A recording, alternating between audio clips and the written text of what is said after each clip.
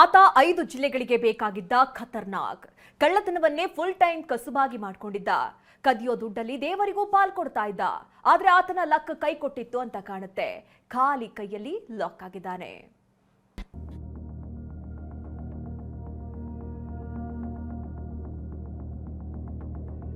ಐದು ಜಿಲ್ಲೆಗಳಿಗೆ ಬೇಕಾಗಿದ್ದ ನಟೋರಿಯಸ್ ಕದೀಮ ಅರೆಸ್ಟ್. 20 ವರ್ಷಗಳಿಂದ ಕಳ್ಳತನವೇ ಫುಲ್ ಟೈಮ್ ಕೆಲಸ. ಈ ಫೋಟೋದಲ್ಲಿರೋನು ಅಂತಿಂತ ಕಳ್ಳ ಅಲ್ಲ. 5 ಜಿಲ್ಲೆಗಳಿಗೆ ಬೇಕಾಗಿದ್ದ ನಟೋರಿಯಸ್ ಕದೀಮ ಅಸ್ಲಾಂ ಪಾಷಾ. ಬೆಂಗಳೂರು ಗ್ರಾಮಾಂತರ, ಶಿವಮೊಗ್ಗ, ಹಾವೇರಿ, ದಾವಣಗೆರೆ ಜಿಲ್ಲೆಗಳಲ್ಲಿ ಮನೆಗಳ್ಳತನ ಮಾಡೋದೇ ಈತನ ಕುಲಕಸಬು. ಕಳೆದ 20 ವರ್ಷಗಳಿಂದ ಕಳ್ಳತನವನ್ನೇ ಫುಲ್ ಟೈಮ್ ಪ್ರೊಫೆಷನ್ ಮಾಡಿಕೊಂಡಿದ್ದ ಅಸ್ಲಾಂ ಅನ್ನೋ ಈ ಐನಾತಿ ಇದುವರೆಗೂ 150ಕ್ಕೂ ಹೆಚ್ಚು ಮನೆಗೆ ಕನ್ನ ಹಾಕಿದ್ದಾನೆ.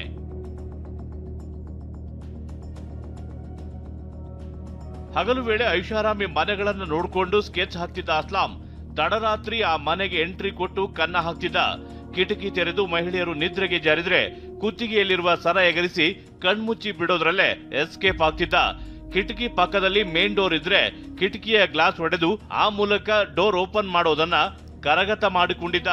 ಹಾಲು, ಪೇಪರ್ ಮನೆ ಬಳಿ ಬಿದ್ದಿದೆಯಾ? ಮೇನ್ ಡೋರ್ ಲಾಕ್ ಆಗಿದೆಯಾ? ಮನೆಯಲ್ಲಿ ಲೈಟ್ಸ್ ಆಫ್ ಆಗಿದೆಯಾ? ಮನೆಯ ಗೇಟ್ ಹೊರಗಿನಿಂದ ಲಾಕ್ ಆಗಿದೆಯಾ ಅಂತ ನೋಡಿಕೊಂಡು ಪಕ್ಕಾ ಸ್ಕೆಚ್ ಹಾಕ್ತಿದ್ದ.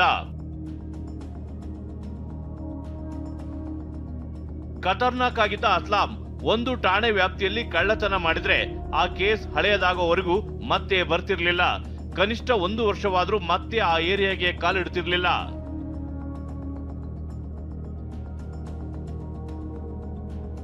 ಕದ್ದ ಮಾಲು ದೇವರಿಗೆ ಪಾಲು, ಖತರ್ನಾಕ್ ಅಸ್ಲಾಂ. ಕಳ್ಳತನದಲ್ಲಿ ಪಳಗಿದ್ದ ಅಸ್ಲಾಂ ಪ್ರತಿ ಬಾರಿಯೂ ಕದ್ದ ಮಾಲ್ನಲ್ಲಿ ದೇವರಿಗೆ ಪಾಲು ಕೊಡ್ತಿದ್ದ. ಕಳುವು ಮಾಡಿ ಅಜ್ಮೀರ ದರ್ಗಾಗೆ ಹೋಗ್ತಿದ್ದ. ದರ್ಗಾದ ಹುಂಡಿಗೆ ಹಣ ಹಾಕಿ ಬರ್ತಿದ್ದ. ಬಳಿಕ ಗೋವಾಗೆ ತೆರಳಿ ವಿಲಾಸಿ ಜೀವನ ಮಾಡ್ತಿದ್ದ. ಕುಟುಂಬದವರಿಗೂ 1 ಪಾಲು ಹಣ ಕೊಡ್ತಿದ್ದ. ಮತ್ತೆ ಮುಂದೆ ಇನ್ನೊಂದು ಕಳ್ಳತನಕ್ಕೆ ಮುಂದಾಗ್ತಿದ್ದ.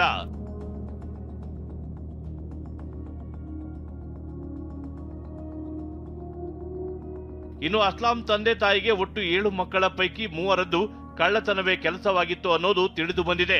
ಇತ್ತೀಚೆಗೆ ವಿದ್ಯಾರಣ್ಯಪುರ ಠಾಣಾ ವ್ಯಾಪ್ತಿಯಲ್ಲಿ ಚಿನ್ನಾಭರಣ ಎಗರಿಸಿ ಲಾಕ್ ಆಗಿದ್ದಾನೆ. ಪೊಲೀಸರು 22 ಲಕ್ಷ ಮೌಲ್ಯದ ಚಿನ್ನಾಭರಣ ಜಪ್ತಿ ಮಾಡಿ ತನಿಖೆ ಮುಂದುವರಿಸಿದ್ದಾರೆ.